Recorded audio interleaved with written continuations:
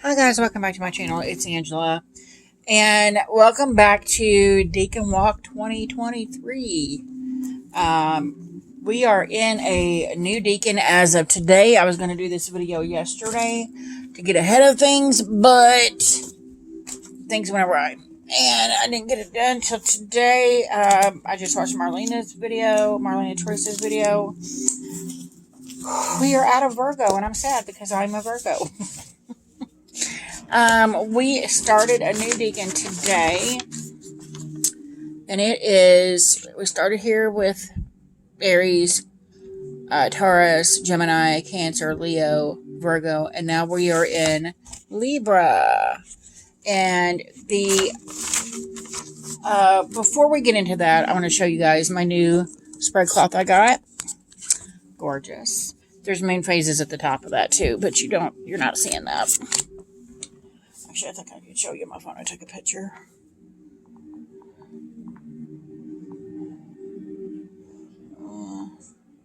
Yeah, there's moon phases above that.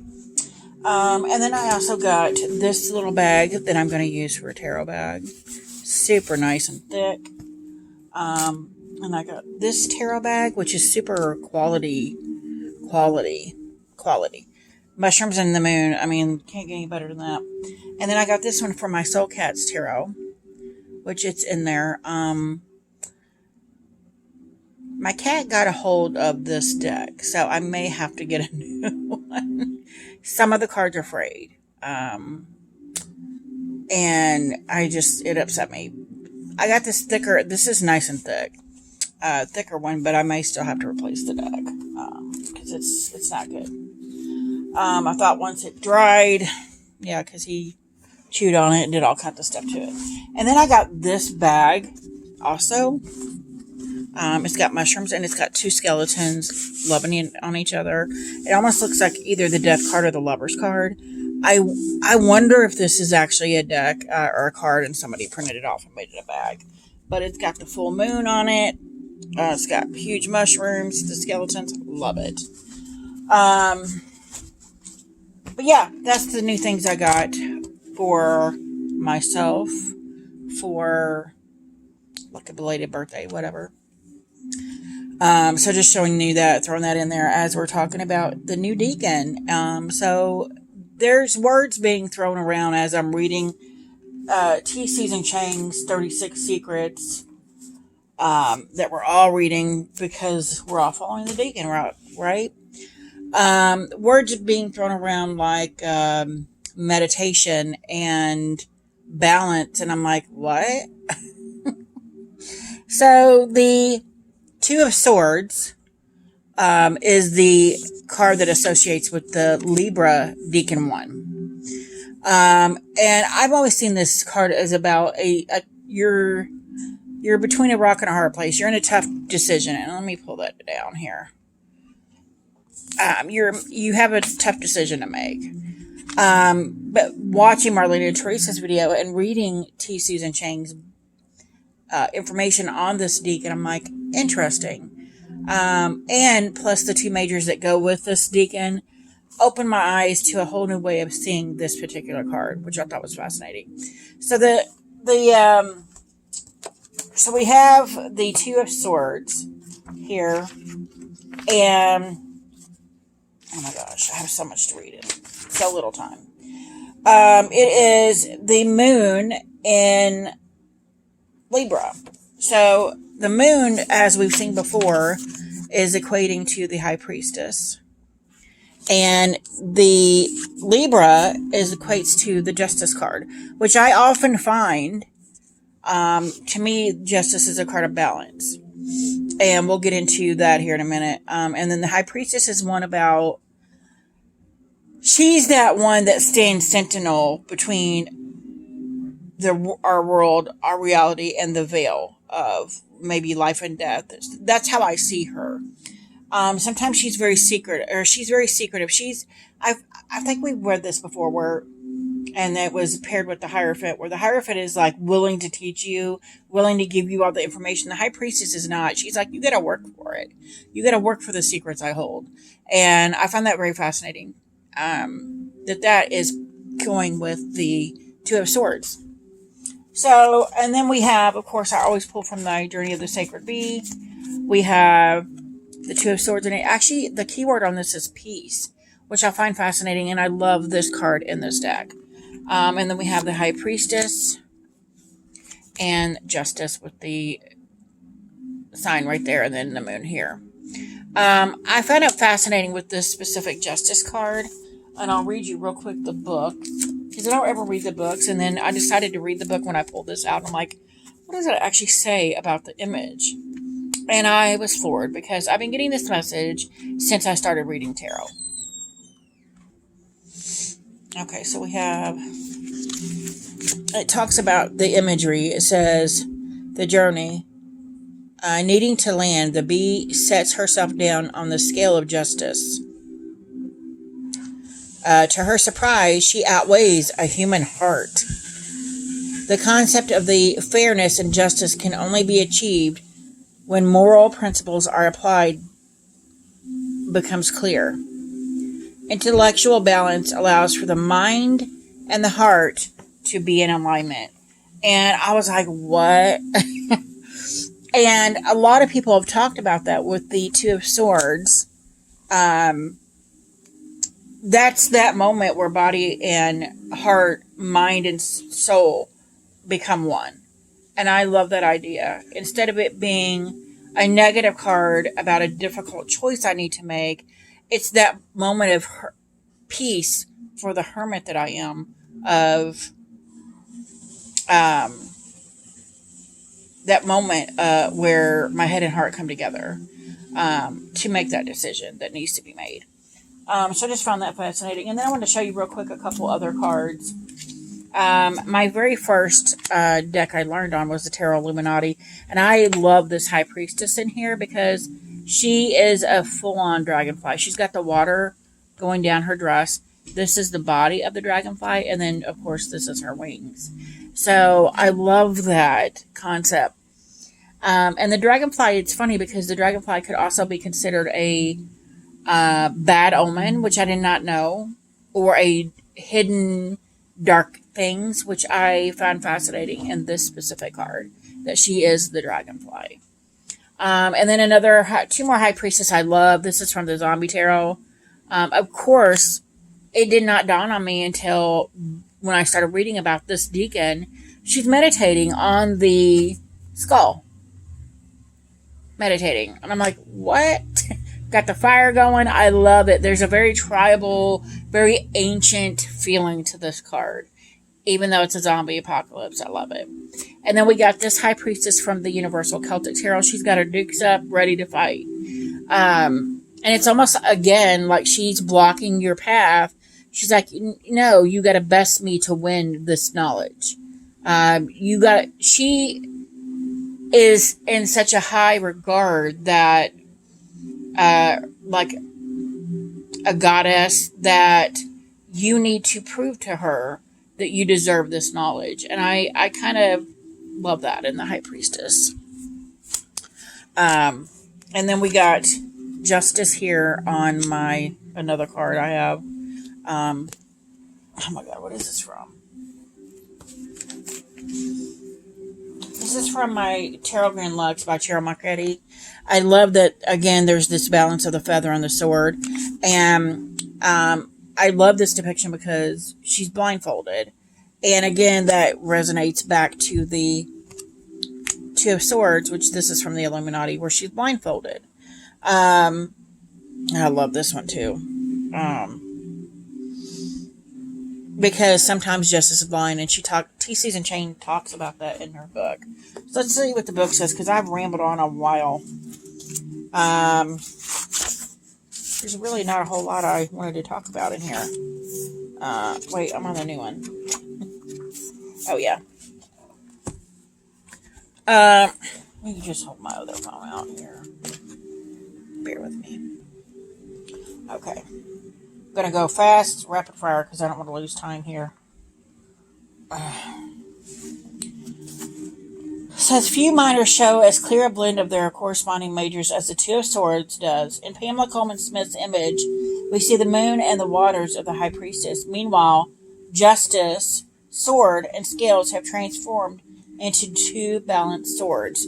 So they're saying that the Two of Swords is like the sword, and this is like and she's blindfolded, could correspond to justice.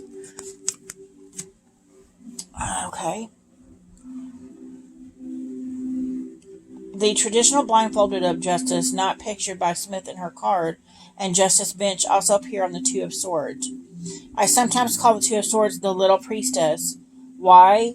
Partly it has to do with strong visual echoes between it and the High Priestess. It's not just the composure of the seated figure, it's also the waters, which seem to extend seamlessly from the shorefront behind the priestess veil into the background of the Two of Swords. And you don't see it particularly in this specific Two of Swords High Priestess, but you do see it kind of here where there's the waters in the background, and it kind of flows over into the Two of Swords. I think sometimes I think of these as the waters of the unconscious, since the priestess helps us to find our way to those realms beyond worlds, or beyond words. The Two of Swords can be the meditative state that helps us find peaceful refuge from the mental chatter of our conscious mind. And I'm like, yep. Sometimes I think of those waters are as other realms, the realm of spirit, or perhaps the underworld. If the devil is the great adversary, the priestess is the great intermediary. She might be Isis, who intercedes for the spirits of the dead, and who magically resurrected Osiris so that he might justly rule the dead. And I find that interesting because they're talking about the high priestess being that gatekeeper. Meanwhile, the justice over here is holding the scales. Talked also about in Egyptian mythology, which I find interesting. So they go hand in hand. Or she might be Persephone, whose cyclical journey between upper and lower worlds makes her the ultimate liminal goddess. The blindfolded on the Two of Swords and the veils behind the priestess and justice always make me think of that secret meaning. Although it may be visible on the surface, its truth is deeply felt. And I just found that very interesting. We're talking about the mind here. And again, it's another thing that's talking about connecting head and heart. We're talking about the mind. These are cards of the mind, or the Two of the air. Two of Swords is a card of the mind, the air. But when she's talking about it, she's talking about how it's being felt. And that's a heart thing. So I just found that interesting that it just keeps going back to connecting head and heart. Self and others. The Two of Swords coincides with the equinox, the fall equinox in the northern hemisphere, the spring equinox in the southern hemisphere. At this moment, day and night are equally balanced in the scales of Libra. In fact, all twos correlate to solstices and equinoxes. The Two of Pentacles represents the longest night, and the Two of Cups the longest day. The Two of Wands marks the beginning of daylight increase. Falling in the sign of Aries, it's ruled by Mars. The Two of Swords marks the beginning of night's increase. Falling in the sign of Libra, it is ruled by Venus.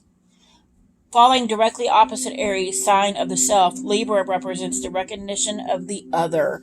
And I talked about that here with, like, she's kind of the gatekeeper to the other world, the veiled world. And the scales of Venus, both points of view have equal weight. In Libra, beauty means symmetry, proportional features, measured tones. And again, they're talking about the equal weight with the justice scales. The mind at peace. There are a couple ways the image suggests this act of mental deference. Looked at one way, you can see the Two of Swords as a picture of meditation. Sitting still, looking for balance with the inner eye rather than the outer one. And I never thought of this card as a meditative card until I started reading this. And I'm like, wait, what? Which is what I loved about this High Priestess over here. She's full on meditating in the middle of chaos. But you can also look at the Two of Swords as a symbol for initiation. The blindfold is the hoodwink of secret society. It signifies the suspension of the ego, the setting aside of an individual identity as one joins a group or apprentices to a mastership. This raises the question, what is equilibrium really? Crowley liked to say that nature is not just, but nature is exact. Says the Two of Swords and other cards. There's just one more thing I'd like to say about the blindfolded in the Two of Swords, and that is the harbinger of a theme that's present throughout the suit of swords. Look for the eyes in each of the Decan swords minors. In the 2, they are blindfolded. In the 3, there are no eyes. In the 4, where their figure is resting or dead, the eyes are closed. In the 6, everyone has their back turned to us, so we cannot see the eyes. In the 7, the figure's eyes are closed as if in a trance. In the 8, they are blindfolded again. In the 9, they are covered by the hands in a gesture of despair. And in the 10, well, let's just say they aren't likely to be seeing anything. Only in the 5 are the eyes visible, and they are definitely looking to gain advantage any way they can. My theory about this is that the suit of swords has to do with what can and can't be known, not seeing. Something is the same as not understanding it. In the visual language of tarot, eyes that are covered or closed can represent minds that only partly grasp their situation, yet they want to know more. This discomfort is the great dilemma of the element of air. It is free to go anywhere, and yet every choice diminishes its freedom. The story of air, I've argued in the past, is the full story, i.e. the quest for knowledge and its price. In the 8, 9, 10 of Swords, Gemini 1, 2, and 3, we compared the endgame of the quest to the Eden story, where knowledge and its price arrive together. And that is what was like, what? When I read that. If you take nothing away from this video, that last part is like, bam. The only other thing I wanted to do is read you the poem. I know Marlena Teresa read the poem, but I read it every time, and I love it. This one was quite beautiful, I thought, and it was quite fitting for the High Priestess and the Justice and the Two of Swords together. It's Invisible by Jose Garcia Villa. My body is a bottle of white glass. Why has not somebody poured red wine into me, that I should become beautiful? Question mark. My body is a green leaf. Why have I not dried, that I should blow away to infinity with many winds? And I love that it's talking about the winds. It was fitting to me for this particular decan. And that is all I have. I hope I didn't ramble on. Sometimes I feel like I ramble on and I'm not making any sense. But if you guys have any questions, comments, concerns, don't hesitate to comment below. If you like this video, give me a thumbs up.